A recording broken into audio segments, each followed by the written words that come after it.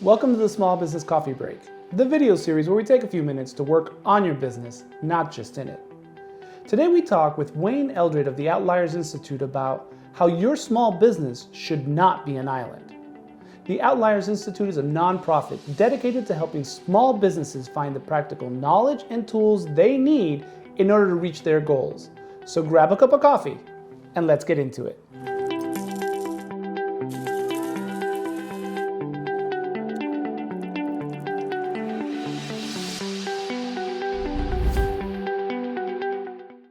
Should the knowledge of an individual business owner or CEO or founder be the only knowledge used to make a decision? So you just talked about the importance of relationships.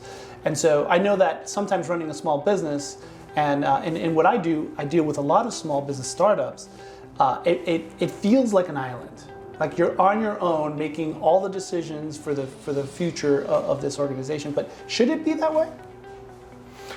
No, I think way too often, we talked about this before we went on set, but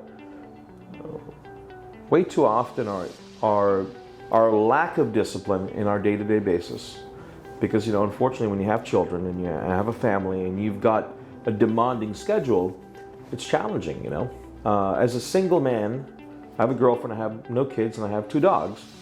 On average, I may have about 4 hours of free time in a 24-hour day, right? A parent, they might as well have a deficit, right?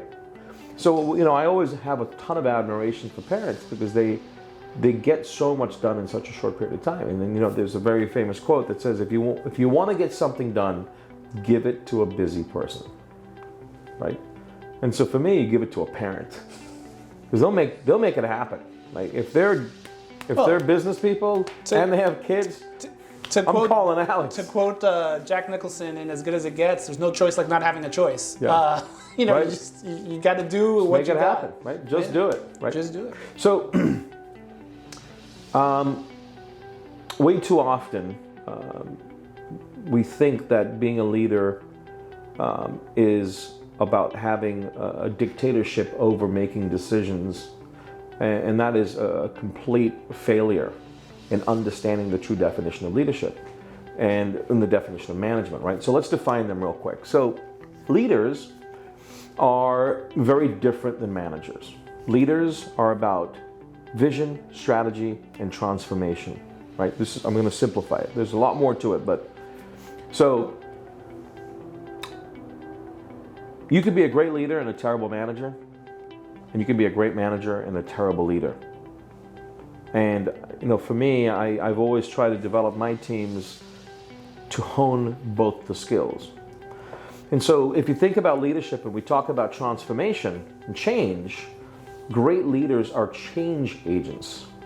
And great leaders also are receptive and are wise in learning from everything around them. Right? And so there's an old sort of, joke in business that says, would you rather know that your clock is always fast or slow, or would you rather know that your clock is broken? And here's the thing. So the average person thinks, well, if I look at the clock and I know it's 5 minutes fast or slow, I can adjust. I'm like, sure, but what happens if you don't know if it's 5 minutes fast or slow? Right? At least a broken clock is right twice a day. Right. Where if you have no idea where the clock is, fast or slow, you're wrong all day.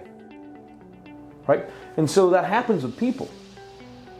We surround ourselves sometimes by people that are wrong all day long. And then you may have someone on your team that you're like, man, this person really bothers me. And they walk in one day and they're like, hey boss, can I tell you something? And because you don't want to be rude, you're like, sure. And they tell you something that's quite profound. And even though they've never given you anything profound prior to that, that one thing, that one gem is profound, right? And great leaders are focusing on the humility of themselves, and they're being receptive to keeping an open door policy to learn from their people, right? And so, as you get bigger and bigger in companies, tends to be a separation, right? You go from 3,000 feet, 4,000 feet to 30,000 feet. And so the people where the rubber meets the road, those are the people that are going to create lean efficiencies to make you more profitable. But if you're never down, if you're never on the ground, and you're never talking to your team, you never get that opportunity. And so you have this massive concept and vision, like, yeah, we're going to do this, we're going to do that. And then when the actual rubber meets the road, they're like, we're not going to be able to do that. Because you never asked us, is this feasible, right? And so I'm a big quote guy, I think you know this. So, CEO and CFO is having a conversation. And the CEO looks at the CFO and says, hey, we got to do a better job of training our people. And like most CFOs that always freak out about dollars and cents, they're like, what happens if we train these people and they leave us? And so the CEO starts cracking up and he's like, well, what happens if we don't train them and they stay?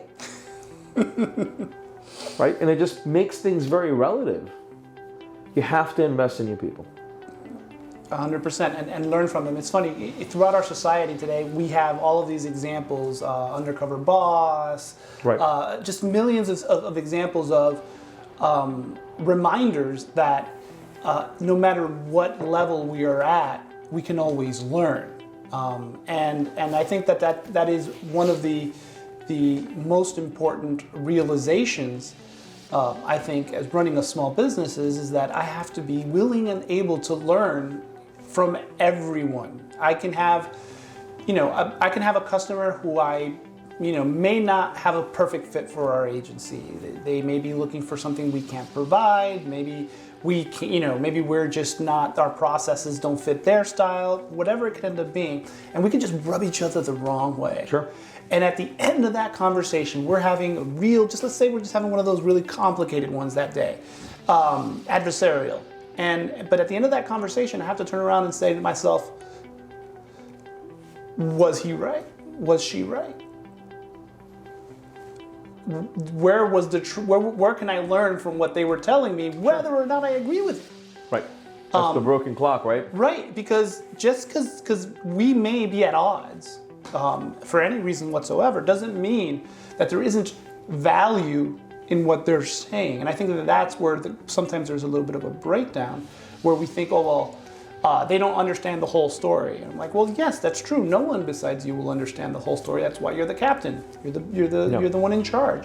But the fact that you believe that you see everything perfectly as it should be seen can also be a detriment if you're not willing to hear what other business owners are saying, whether or not that you feel that you're competition or not, whether you're willing to listen to your employees at all levels. Let's keep the conversation going.